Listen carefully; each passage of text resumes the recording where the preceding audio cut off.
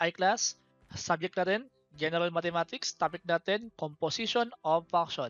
Lesson objective, determine the composite of a function. The composition of the function f with g is denoted by f circle g and is defined by the equation f circle g of x equals f of g of x. Ibig sabihin, evaluate natin si f using g of x or using another function. Yan, para siyang evaluation pero function inside the function. The domain of the composition function f circle g is the set of all x such that, number 1, x is in the domain of g. So, kailangan si x sa domain ng g. And g of x is in the domain of f. So, mag-example tayo paano ba kino-compute yung composition ng function. Yan. So, number 1, given f of x equals 4x minus 5. So, ito yung si f of x. G of x equals x squared plus 4. Hanapin natin si f circle g of x. So, ito daw, equal to sa f of g of x. Diba? So, unahin natin. Ito yung long method muna. Unahin ko muna si f. Kasi si f yung sa labas. So, si f of x equals sa 4x minus 5. Tapos, si x daw, papalitan natin ng g of x. So, si f, papalitan natin ng g of x. So, kung pilitan natin ng g of x yan, ito, papalitan din natin ng g of x. So, 4 g of x. Yan. Ito yung step by step. Yan. Tapos, si u of x, ito. X squared plus 4. So, magiging f x squared plus 4. Ito yung long method, equals 4. So, ito, papalitan mo rin na ng given na g of x. X squared plus 4. Yan, minus 5. Tapos, simplify natin. Distribute. 4 times x squared. That is 4x squared. 4 times 4. So, magiging 16. Tapos ito, copy natin yung minus 5. Simplify natin. So, 4x squared, 16 minus 5, positive 11. Ito na si f of g of x. Yan. Ito yung long method class, ha. Yan. Siya yung pinaka-final answer.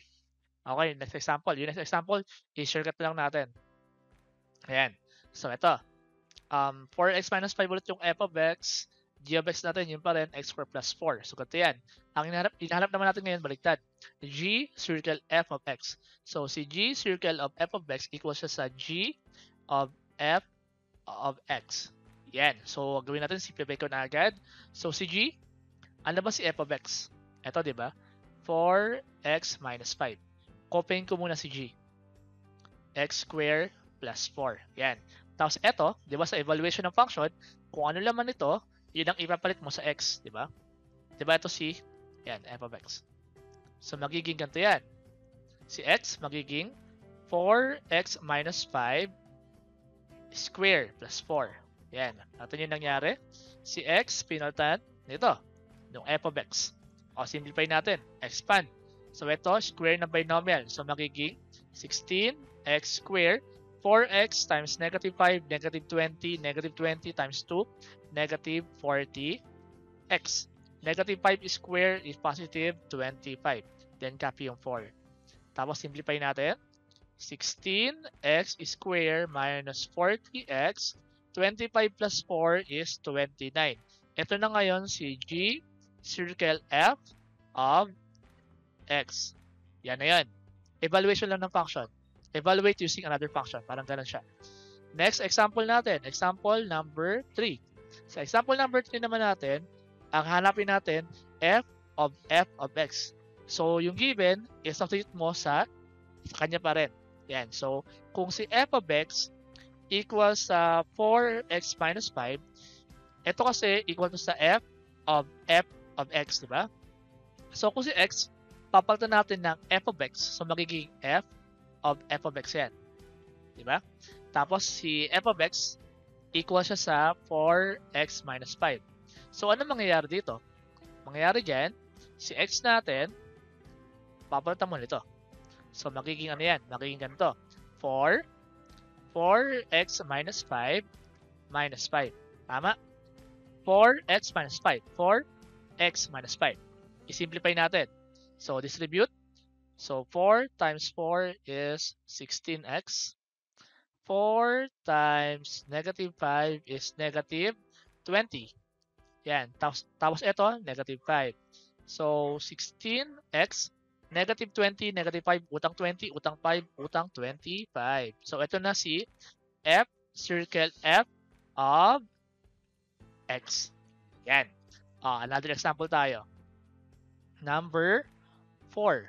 Yan. So ngayon, ang hanapin natin ngayon is g, circle g of x. And ito, equal yan sa g of x. Yan.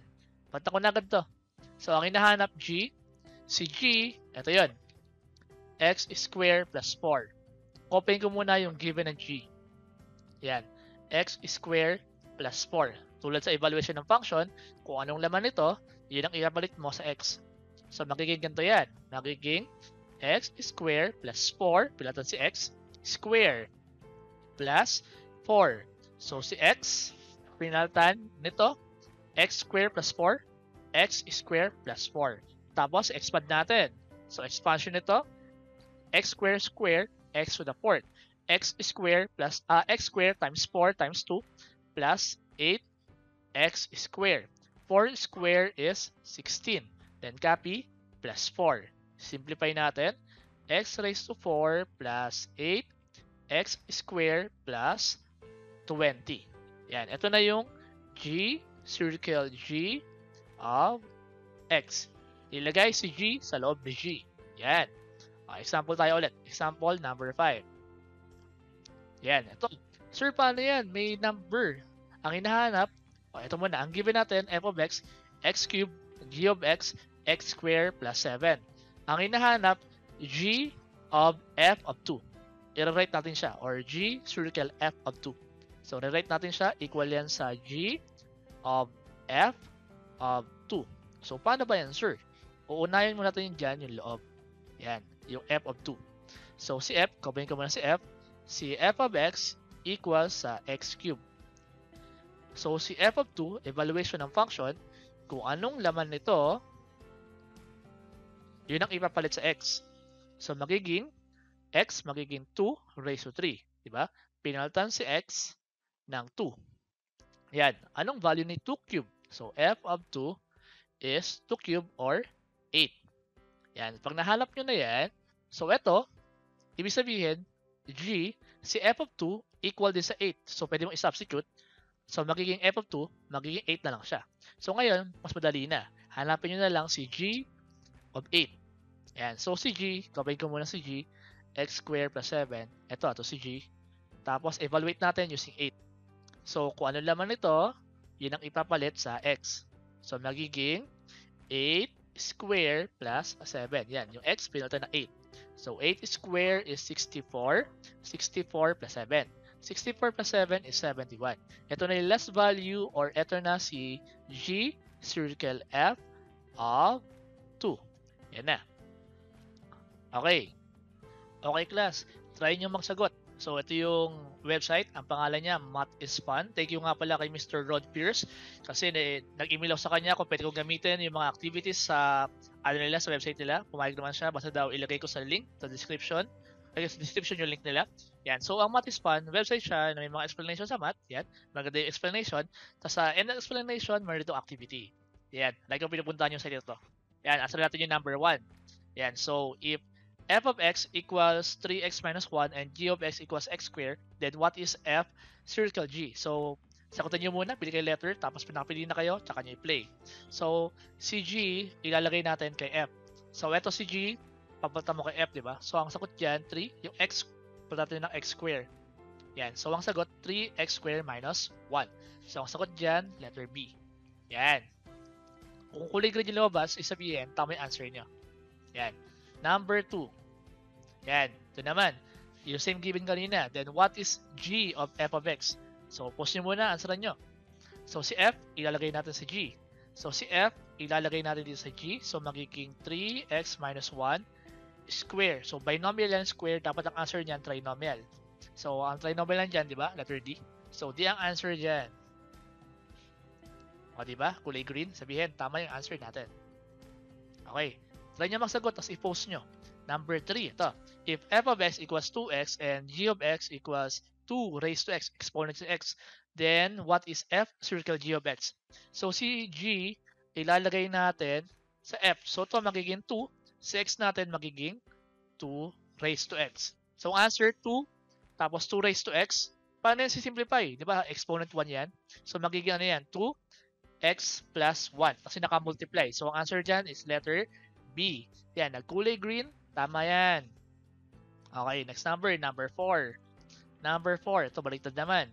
Ang hinahanap, g circle f of x. So si f of x, ilalagay natin sa g. So si f, ilalagay natin sa g. Sabihin si x na to, mapapalitan ng 2x. Hindi mo naman si-simplify yan, kaya ang answer dyan is letter C. So letter C. Habang nakasagot ako, post nyo para makapili kayo answer. Then last number, number 5. Ito. So, if f of x equals 1 over x for x not equal to 0, kasi pag yung x equals 0, undefined yan.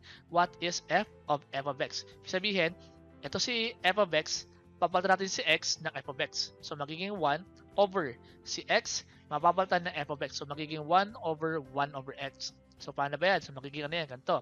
1 times reciprocal. So, reciprocal niyan is x over 1. Cancel na yan. So, ang answer dyan is x. Letter A. Yan. Tama. So, pag may tanong, yan. I-review lang yung yung vlog. Punta rin kayo sa Matispon kasi maganda yung nila. Maganda yung website nila. Tapos, kung may question, mag-comment lang. Yan. Kindly like, share, subscribe. Yan. Mag-aral na maigi. Salamat.